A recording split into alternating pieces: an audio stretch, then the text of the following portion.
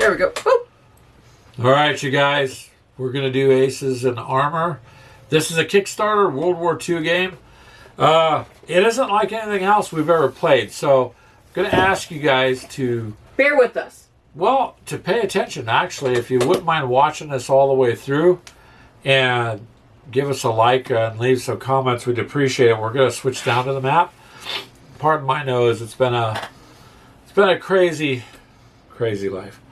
So we're going to switch down to the map. We're going to do a quick overview of how the game plays, and then we'll start doing some rounds, okay? That way you guys have an understanding of what we got. We've done the unboxing, so please go watch that and let us know what you think. It was very quick. Maybe it could have been better, but it was really quick. So we appreciate it. Now we're going to go down to the board. So One moment. A second. All right. Now we're at the table. So as you can see, it's an overview of a map.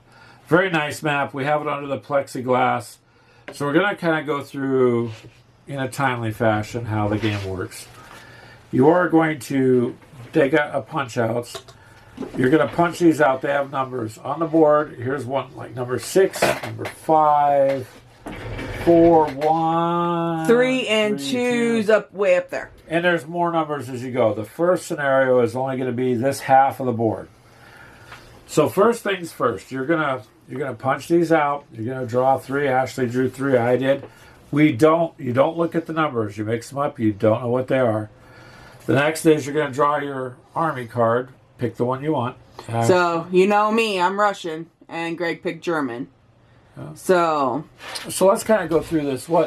What does this number here on the infantry mean? All right, so this little number is your movement, which is what that symbol is right there. That's how many hexes you can move. You can move.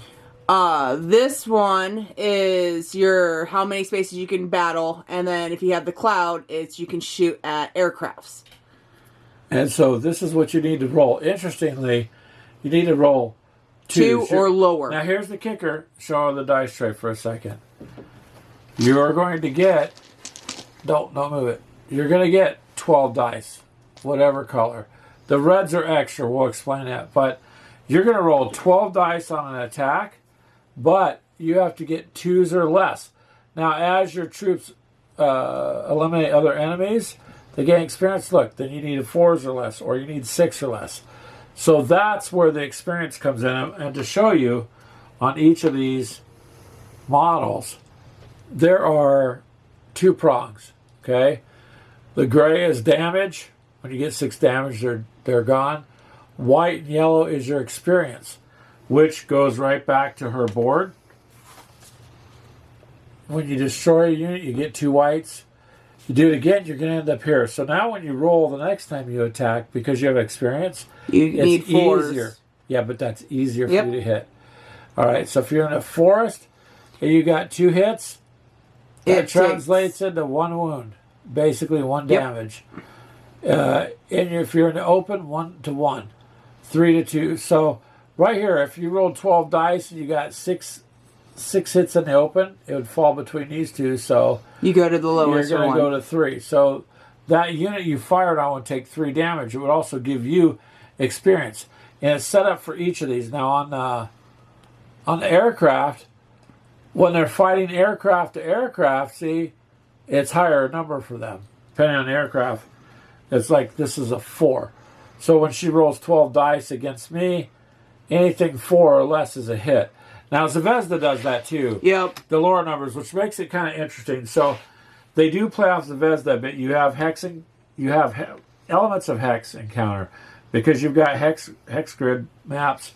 You have cardboard shits and push-outs, but you have miniatures.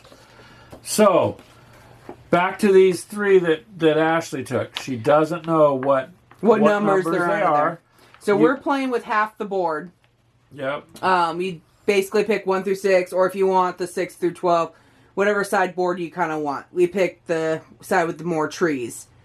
So when you're moving, we'll just get into that real quick. So you guys are familiar with hex encounter games. When you move, look, standard move is 1 hex, okay? If you're on a road, it counts as half. So you could do 2 of these for 1, right? If you're in the forest, it's 1.5.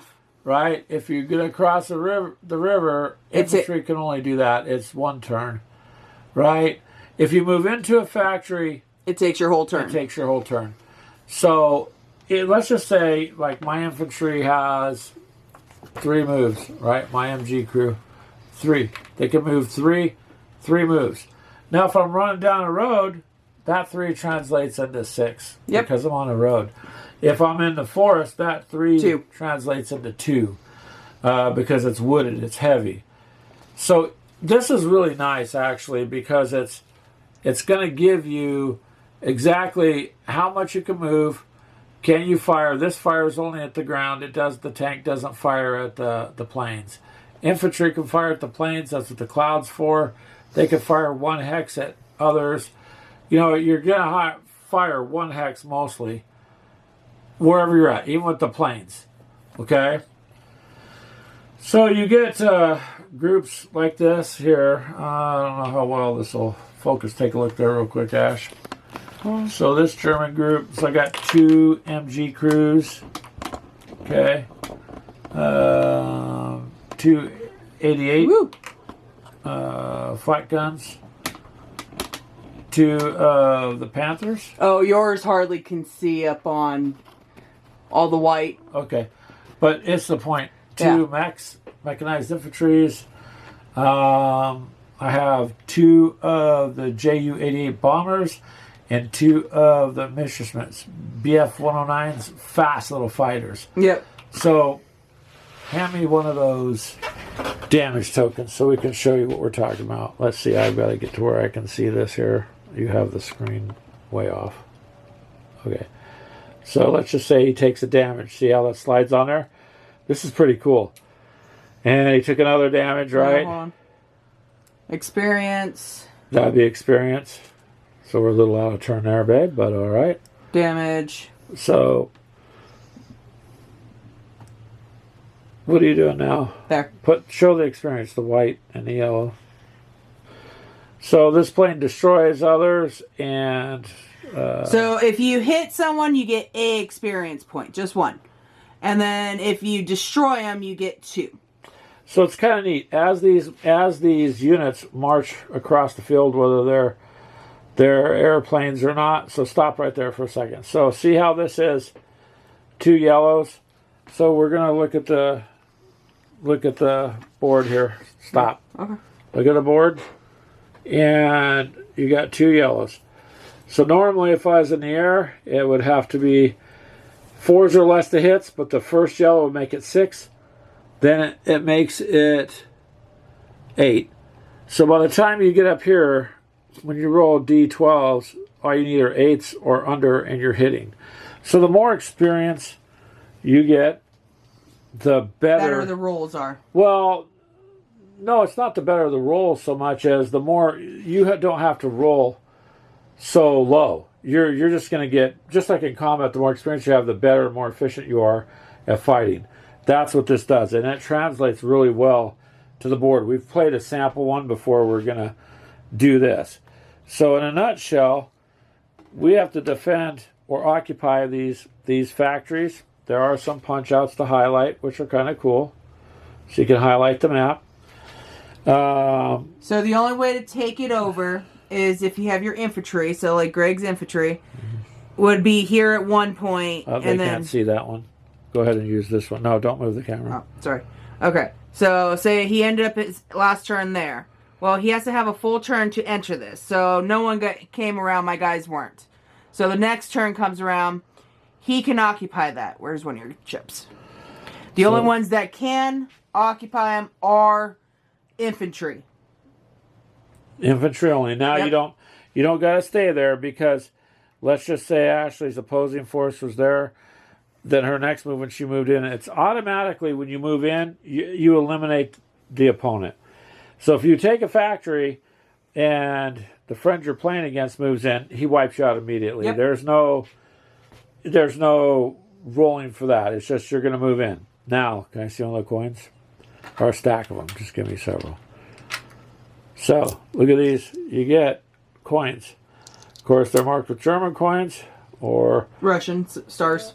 Or the Russian stars. So, these are, if you can hear them, they're like quarters. They're heavy. They're actually metal coins.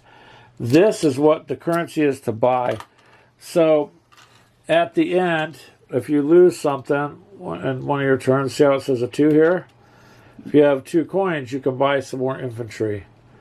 1 coin, I could buy more, or I'm sorry, not 1, 3. I could buy more mechanized infantry. To get another flak 88, it would be 4 coins. So at the end of the turn, if, let's just say I own 2 factories, and Ashley owns or occupies 2 factories, then we would each get 2 coins. So you've got to occupy the factories so that you can produce your supply line. Yep. So this is, if you like Hex Encounter, I really don't see why you wouldn't like this, except you're going to have miniatures in place of chits, but you do have cardboard pieces on the board. And a lot of the principle is the same. So let's see the... So this is how you determine how many... how many dice you roll on attack? Roll. So you always start off, right? So this 12. is your damage. So you have no damage, which would be basically any of them. No damage. Yep. So you automatically get 12. If you have 1, you go down to 11 dice. 10. So like say he was fighting with this one that has 3. You come to 3, he'll get 8 dice. So when I would attack, instead of rolling 12, I'd only roll with 8. Yes. So as you take damage, you're less and less effective. See that? 4 damage, you're only going to roll 7 dice. 5 damage, because you're 1 away from death, you're rolling 5, not 12. Everybody, no matter what you pick, is always going to start off with 0 12. damage.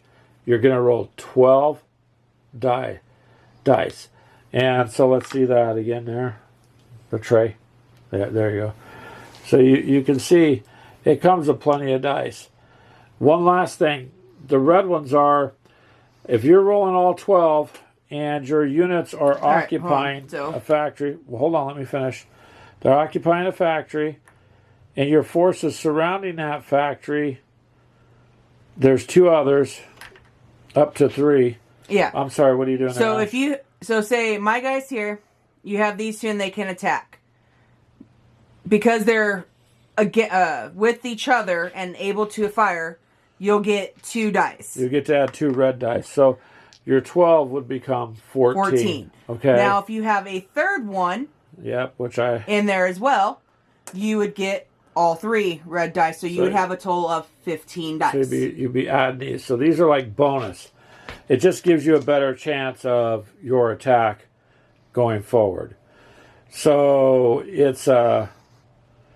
it's pretty straightforward that way. And they seem to be a little bit, they could have explained it a little better, I guess, but that is how it is, and it works. We ran it last night before we were doing this, and it works very well. I think it does, yeah. Here's the last thing I gotta say. Back to these 3 chits that we draw.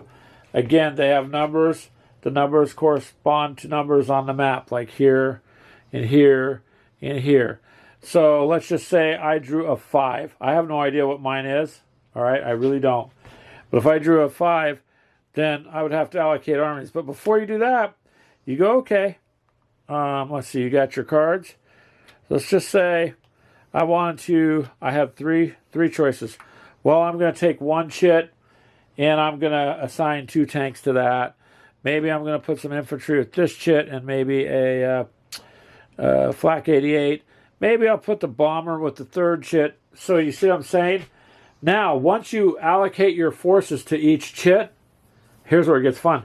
You turn it over, and then it'll show you where you're going to end up on the map. Yeah. So you can't really go, I'm going to take this factor out. You don't even know where you're going to be on the map, and you're not going to know what troops are against the others, which makes it fair. So Ashley's never going to know what she has to fight me against and vice versa. We're just going to turn those over and move the army to the corresponding number. So again, you got 3 chits. You blind draw. Sound familiar, Jeff?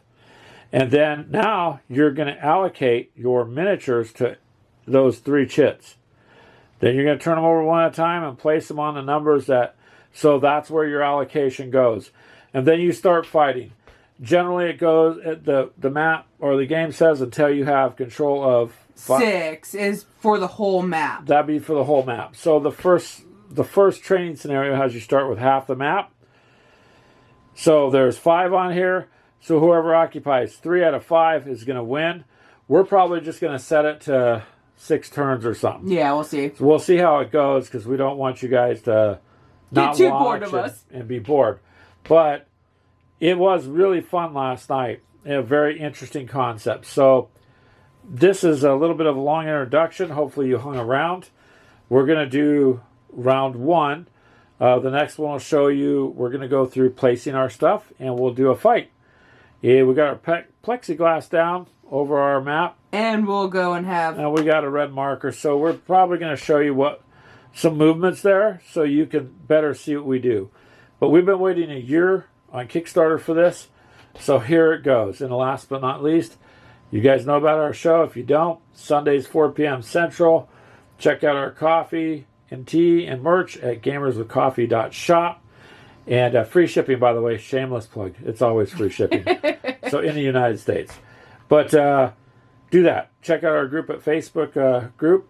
And here we go. We're going to go to the setup and turn 1.